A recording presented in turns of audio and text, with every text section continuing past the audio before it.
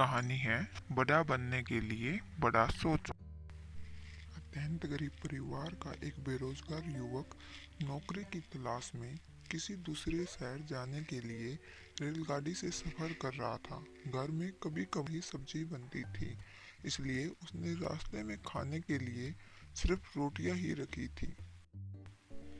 आधा रास्ता गुजर जाने के बाद उसे भूख लगने लगी और वह टिफिन से रोटियां निकालकर खाने लगा। उसके खाने का तरीका कुछ अजीब था। वह रोटी का एक टुकड़ा लेता और उसे टिफिन के अंदर कुछ ऐसे डालता मानो रोटी के साथ कुछ और भी खा रहा हो, जबकि उसके पास तो सिर्फ रोटियां थी। उसकी इस हरकत को आसपास के और दूसरे यात्री देखकर हैरान हो रहे थे।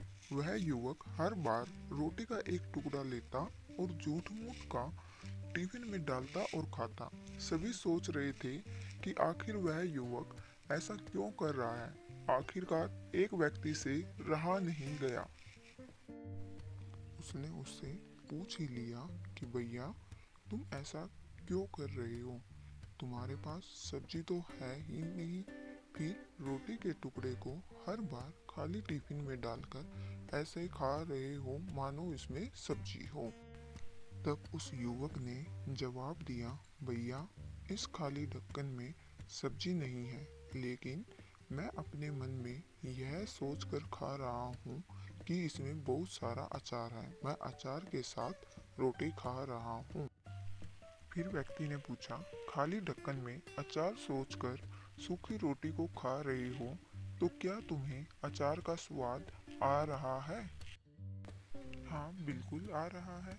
मैं रोटी के साथ अचार सोचकर खा रहा हूँ और मुझे बहुत अच्छा भी लग रहा है, युवक ने जवाब दिया। उसकी इस बात को आसपास के यात्रियों ने भी सुना और उन्हीं में से एक व्यक्ति बोला, जब सोचना ही था तो तुम अचार की जगह पर मटर पनीर सोचते, शाही गोभी सोचते, तुम्हें उनका स्वाद तो मिल जाता। तुम्हारे कहने के मुताबिक तुमने अचार सोचा तो अचार का स्वाद आया, तो और स्वादिष्ट चीजों के बारे में सोचते तो उनका स्वाद आता। सोचना ही था तो भला छोटा क्यों सोचे? तुम्हें तो बड़ा सोचना चाहिए था। मित्रों, इस कहानी से हमें यह शिक्षा मिलती है कि जैसा सोचेंगे वैसा पाओगे। छोटी सोच होगी तो छोटा मिलेगा, बड़ी सोच होगी तो बड़ा मिलेगा। इसलिए जीवन में हमेशा बड़ा छोटी सोच में उतनी ही ऊर्जा और समय खपत होते होगी जितनी बड़ी सोच में। इसलिए जब सोचना ही है तो हमेशा बड़ा ही सोचो।